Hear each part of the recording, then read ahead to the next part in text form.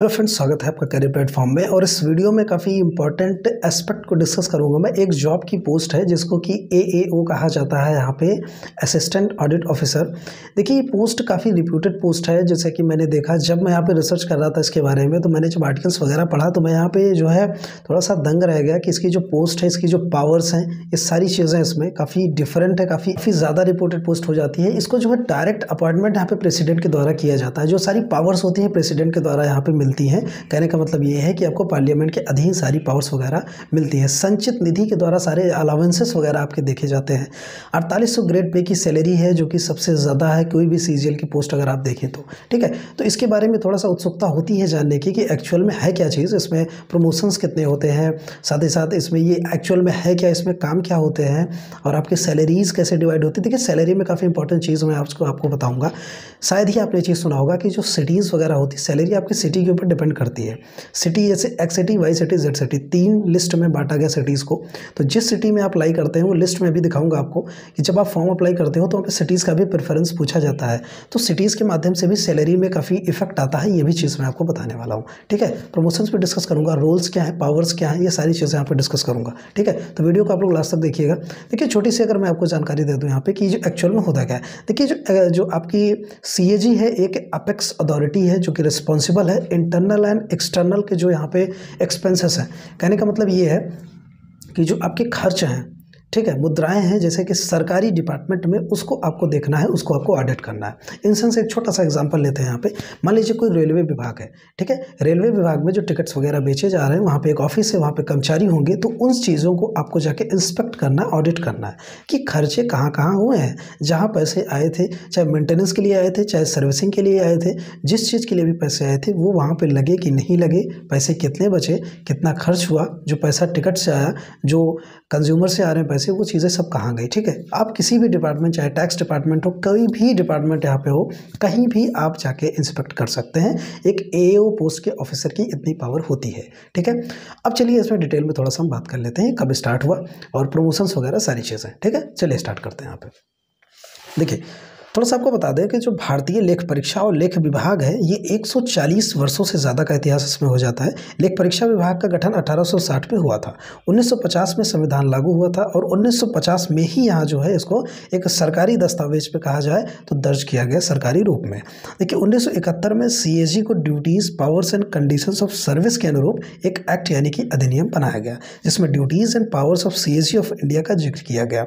ठीक है, संविधान के आर्टिकल 149 में इसको अधिकार प्राप्त किया गया। ठीक है, अब यहाँ पे बात कर लेते हैं पावर्स की। देखिए अब जैसे कि आप ये सोचिए कि जब प्रेसिडेंट डायरेक्ट नियुक्ति कर रहा है अगर इस पोस्ट की, तो पावर्स वही क्या चीज़ होगी। ठीक है, तो देखिए जो प्रेसिडेंट इसकी नियुक्ति करता है, काफ़ी अच्छी पोस्ट पर नियुक्ति होती है। मैंने वर्क थोड़ा सा बता दिया, लेकिन आगे भी रोल भी आपको मैं बताने वाला हूँ। तो इस हिसाब से अगर इनको निकालने की भी बात आती है, थोड़ा सा बता दें आपको हम, तो इसमें आसानी से इन पोस्ट को नहीं निकाला जा सकता, क्योंकि जैसे सुप्रीम कोर्ट के जज के लिए जो प्राविधान है, उनको निकालने के लिए जो प्रोसीजर्स हैं, वही सेम प्रोसीजर इनका भी फॉलो होता है। ठीक है, इनके जो यहाँ पे एक जब ये ज्वाइनिंग होती है इनकी, तो ओथ सेरेमनी होती है, कहने का मतलब शपथ ग्रहण करना होता है। तो ये शपथ जो है प्रेसिडेंट के सामने करना होता है या उनके किसी ऑफिसर के सामने जो है इनका शपथ ग्रहण भी होता है। जो भी इनके अलाउंसेस है, चाहे हाउस है, चाहे रेंट है, जो भी पेंशन स्कीम्स है, वो सारी चीज़ें पार्लियामेंट के अंतर्गत ही इनको जो है यहाँ पे लिस्ट बनाई जाती है, उसके द्वारा ही यहाँ पे चीज़ें इनकी की जाती हैं। ठीक है, अब यहाँ पे चलिए थोड़ा सा रोल्स की बात कर लेते हैं कि एक्चुअल में रोल्स क्या होता है इनका काम। जो CAG है वो अपने स्टाफ के साथ किसी भी जो है गवर्नमेंट ऑर्गेनाइजेशन में जाके जो है यहाँ पे इंस्पेक्ट कर सकता है, चीज़ों को ऑडिट कर सकता है, क्या खर्च है, क्या व्यय है, क्या एक्सपेंस है, सारी चीज़ें। देखिए अभी क्या है कि जो इसकी जो पोस्ट है, इसके लिए आपको 2 पेपर जनरली आप देते हैं, जैसे CGL में कोई भी पोस्ट हो, लेकिन जो AAO की पोस्ट होती है इसमें लमसम 3 पेपर होते हैं।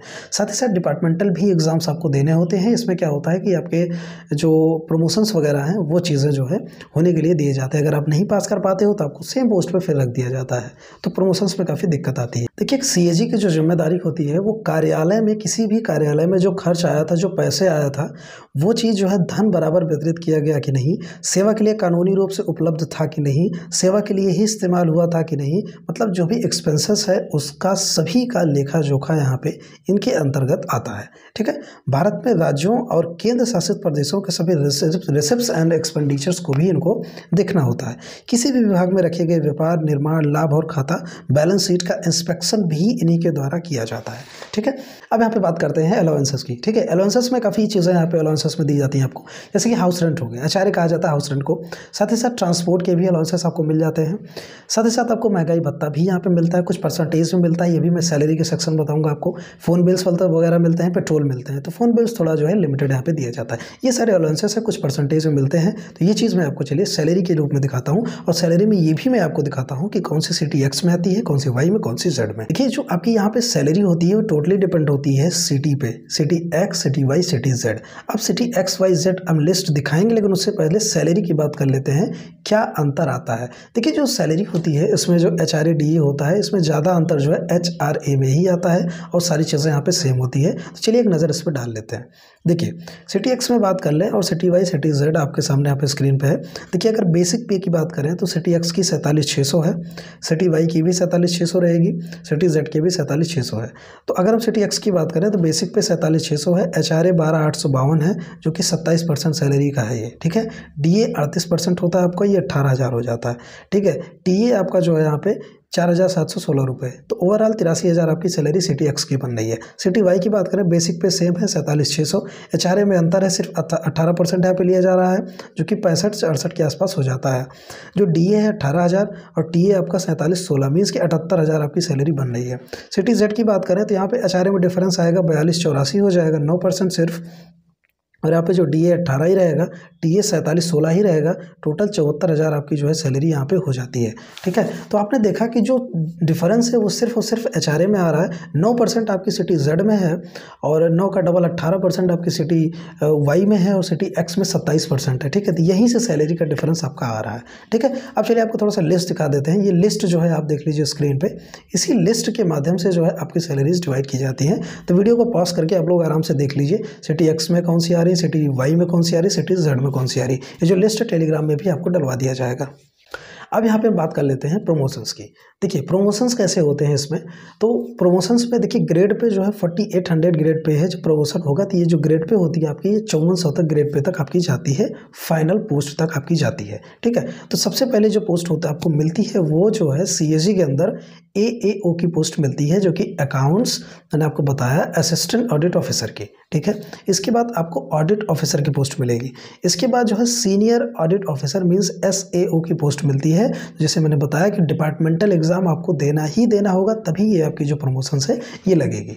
ठीक है, इस एसएओ के बाद डिप्यूटी डायरेक्टर की पोस्ट आती है, और डिप्यूटी डायरेक्टर के बाद जो है सीनियर डायरेक्टर की पोस्ट यहाँ पे आ जाती है। तो इतनी जो है आपकी 5400 ग्रेड पे तक आपके प्रमोशंस होते हैं। ठीक है, ये प्रमोशन की बात हो गई। ठीक है, आई होप यहाँ पे सारी चीज़ें क्लियर हो गई होंगी आपको कि प्रमोशन हो, चाहे आपकी सैलरी हो, चाहे आपके रोल्स हो, काम क्या है, एलिजिबिलिटी क्या है, सारी चीज़ें मैंने डिस्कस करने का प्रयास किया है यहाँ पे। आई होप आप समझ गए होंगे। इन डेप्थ इन डिटेल काफ़ी एनालिसिस करके मैंने ये चीज़ वीडियो बनाई है। तो वीडियो को आप लोग लाइक करके जो है चैनल पर अगर नए हो सब्सक्राइब कर लीजिएगा, और शेयर कर दीजिएगा जो भी आपके फ्रेंड्स हैं, कि उनको भी ये चीज़ जानकारी पता चल सके कितनी अच्छी पोस्ट है। अगर आप भरना चाहते हैं फॉर्म तो भर दीजिए फॉर्म, अगर आप भरे जा रहे हैं अभी तक, है ना, सीजीएल के फॉर्म अप्लाई हो रहे हैं आपके। तो ऐसे ही जो वीडियोस हैं, जितने भी पोस्ट हैं सीजीएल की, वो सब कुछ हम जो है इस चैनल के माध्यम से आपको बताने वाले हैं। जितनी भी पोस्ट है 12 से 15 16 जो भी पोस्ट है, मैंने गिना नहीं था, तो सारी पोस्ट को इन डिटेल डिस्कस करेंगे इस चैनल के माध्यम से। आप जान सकते हैं, समझ सकते हैं। जब आप चीज़ों को समझ जाएंगे तो फॉर्म वगैरह भरने में, अप्लाई करने में काफ़ी आसानी मिल जाती है ना। वीडियो कैसे लगी ज़रूर बताइएगा, और कोई क्वेश्चन या क्वेरीज हो तो कमेंट जरूर करिएगा। ठीक है, कौन सी चीज़ें आपको अच्छी लगी इस पोस्ट के बारे में, ये भी कमेंट करके हमें ज़रूर बताएं। ठीक है, thanks for watching, have a nice.